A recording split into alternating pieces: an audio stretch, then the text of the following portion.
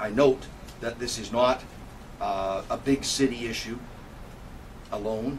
It obviously affects transit operations in large communities, but it affects every size of community across the country. This issue was first brought to me by the ATU representatives in Regina and Saskatoon.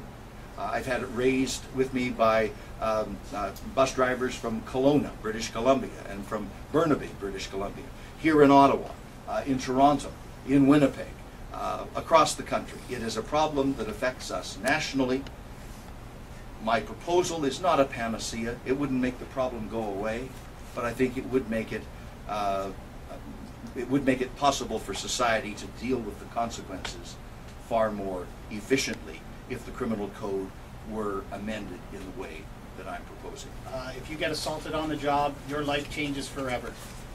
Just a little bit of respect that could come from the courts, showing that our life and our job is worth something would mean so much to the operators when this occurs. Every property across Canada and North America suffers with this. It doesn't matter whether there's just 10 operators there or it's the big cities. Lately, it seems that people have more and more decided that they're going to take on a violent trend toward the operator when the operator just asks for the simple payment of the fare.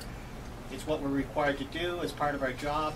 We drive down the street, we enjoy our jobs, we pick up people, and yet more and more it seems that people are deciding that they don't want to pay and that the bus driver is the one who's going to pay with his life or with his well-being as he's assaulted and viciously attacked. We've just had some recent cases, the one in Winnipeg, which I'm sure many of you have seen the video of, a terrible assault on an operator that continued for a period of almost 3 minutes, where the gentleman just kept hitting the operator. The operator had a hard time defending himself. Sometimes it's because you're locked in by a seatbelt. In Ottawa, we had an assault, a terrible assault, where an operator was pulled off a bus last year, earlier this year in April, and yet the courts gave the gentleman a 12-month suspended sentence and 12 months probation.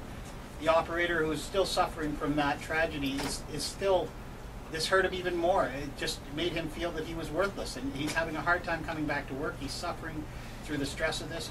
It's just unfortunate. And more this is happening, and we need this bill or a similar bill to pass through Parliament to ensure that we at least get the respect and that people understand that the job we do is an important job, and in anything that comes from that job, that the driver will feel that it's worth it and he understands. And I know we can't stop them with the bill, but we've got to start making sure that the perpetrators realize there is a punishment and that this will be the way it has to be. Thank you.